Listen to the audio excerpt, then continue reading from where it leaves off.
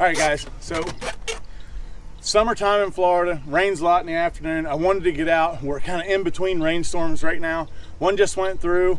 We're gonna throw the boat in the water real quick and get out here. We're on one of the Central Florida lakes. It's kind of deep and it gets a lot of deep fish, especially in summertime, which we are right now. Sometimes they'll suspend over tops of these brush piles and shell beds and stuff like that. So this is the time of year when they suspend. I've brought some heavy spinner baits, some Nichols pulsator spinner baits in 1 ounce. I brought some hair jigs. I've also got some drop shots. Sometimes you can throw that drop shot out there and climb it up on the top of those brush piles and then just kind of shake it off the top of them. I brought some jigs along, just some stuff that typically would catch some suspended fish. If it's like any other fishing trip I go on, usually nothing ever happens the way I think it's going to, but I think we're gonna run into some suspended fish today. So hop in the boat with us, come along. Hey, let's see what happens.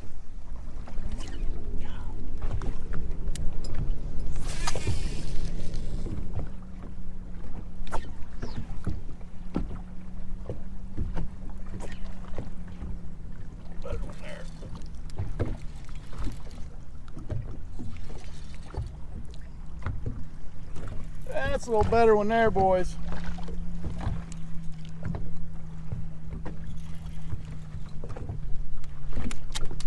Yep, that's a little better one there. Came up on my spin claw. Yeah, look at that. Come on up here, son. Look how fat.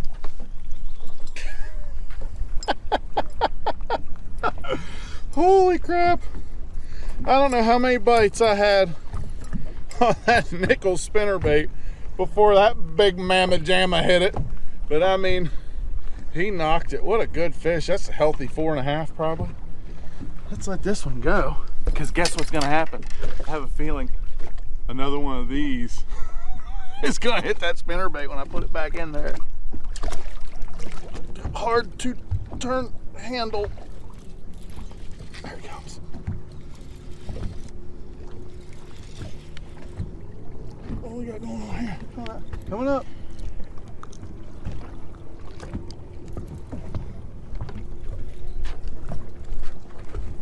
Still drag slipping on that Ardent a little bit.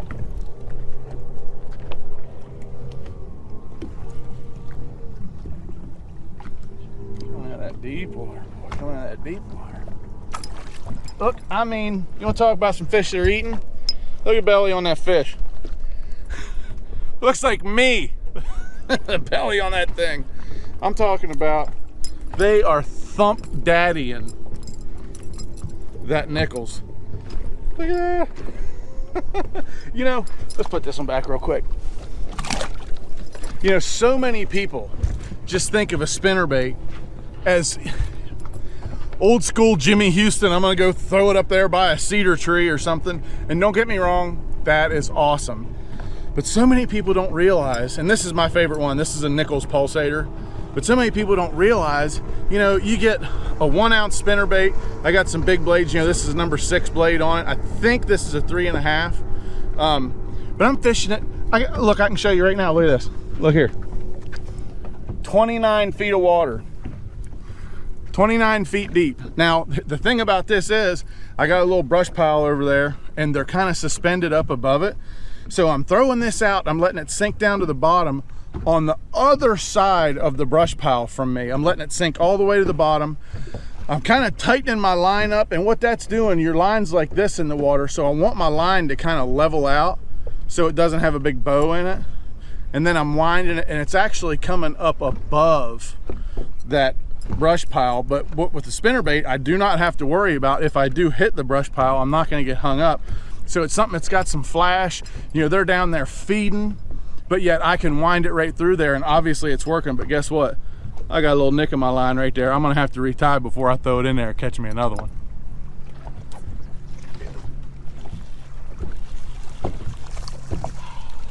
Reprobate. Show me the money. Show me the money. Got him. Money. Oh, I called money. Guess what it were? You know what it is, honestly? This is what those great big bass down there are eating. I promise you. Those great big bass are eating crappies. There's no doubt in my mind. And this one's lucky, because if I thought I could catch 5 or 6 more of these, they'd be going in the bucket of the old Falcon. Dude, that's what, I bet you it's falling down through them jokers. Mm-hmm. Like, because I'm feeling it like ding, ding, ding, Yep. ding. Like that right there. Found it. So check this out. Look at all these fish suspended. This is where we were just catching them. So I like, remember how I said I thought I was catching them in about 15 feet? Look at that, that's right at the top of the fish. So I was bringing those baits, casting it past this little junk on the bottom, bringing it right across the top of them. They were shooting up out of there and whack-a-doodle. That's awesome.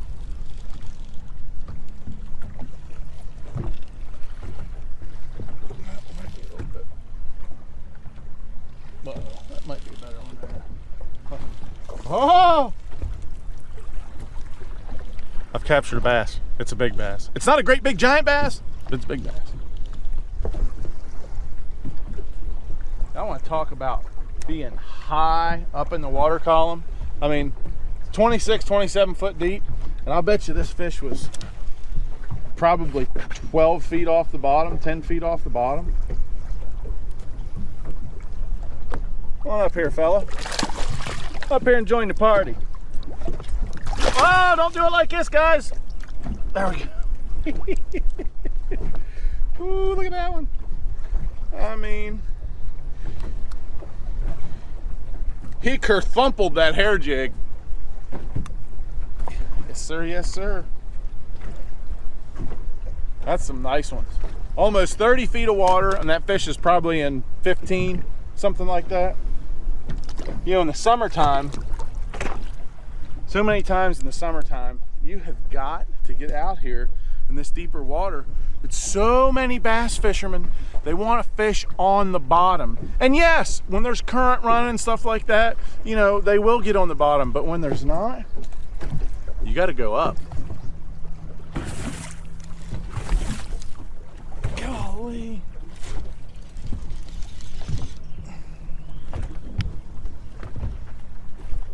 Got him.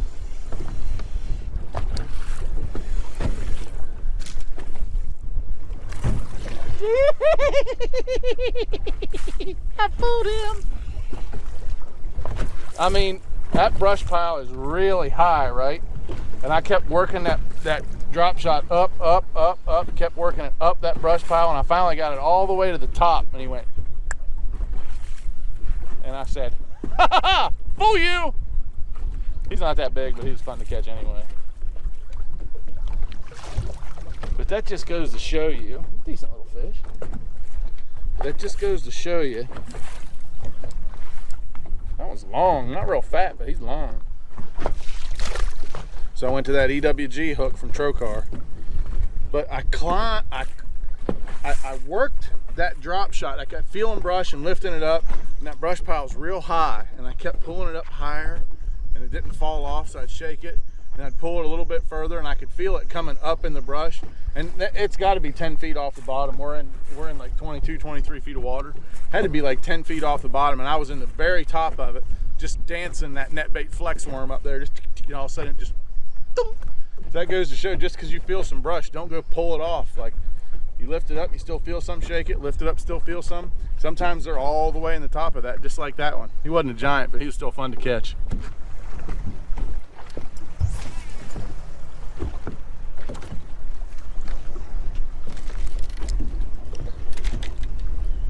That's the right one.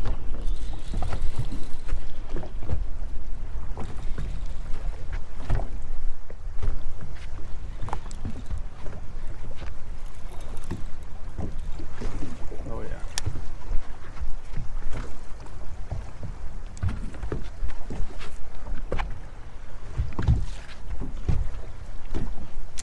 Old spin plug has golly-whopped a great big one again.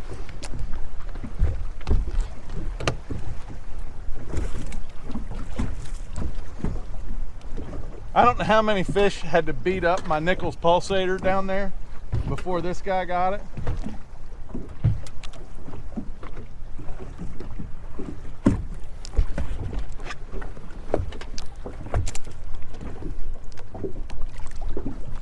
Come here, young fella. He's hooked in the side of the head. Oh gosh! Oh, he's hooked in the side of the head. Well, let's see if we can do this. Come on, Halo, don't let me down now. Oh gosh, oh gosh. We got him. We got him. Woo! That's got a good hook in that Nichols right there. They were swatting at it, beating at it, thumping, bumping, and chumping, but I got him, boy. Oh, what a beast. Look how broad that fish is across the back. Look at that thing. Oh, what a beast. There's some rain coming. I just caught a great big bass. And like the typical bass fisherman, instead of loading up and going to the ramp, watch this.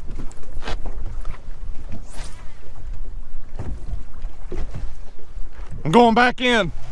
All right, guys, well, we just beat the rain in. You can hear it hitting the top of the little roof here at the pavilion at the boat ramp.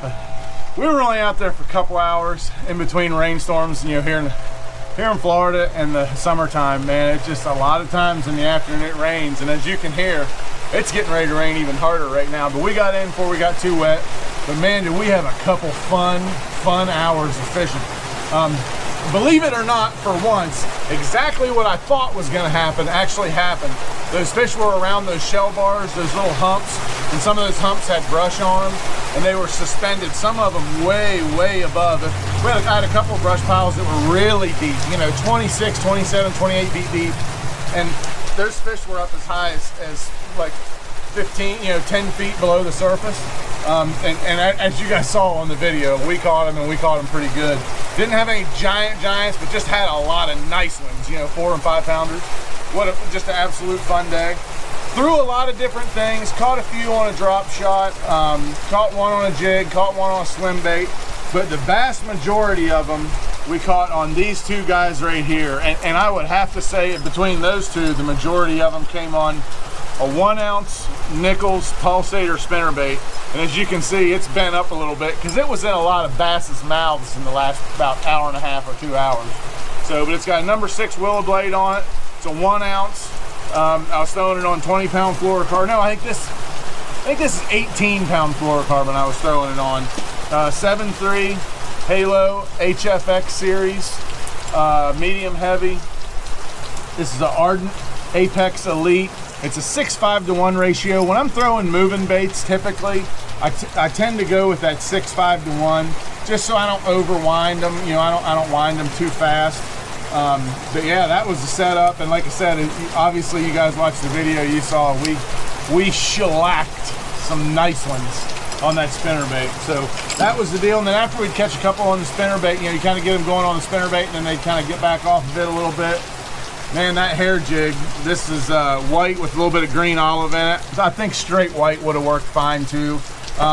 This is either a 1/2 or a 5/8. I don't know because it was laying on the floor of my boat, okay? So that's the one I picked up and tied on, and obviously it worked. It's a great little hair jig. It's got a good light wire hook in it. You know, I think Gambler makes this one. But yeah, it's a nice little hair jig. I was throwing this on 12-pound line. I've always thrown a hair jig on 12. I just like it on 12-pound test.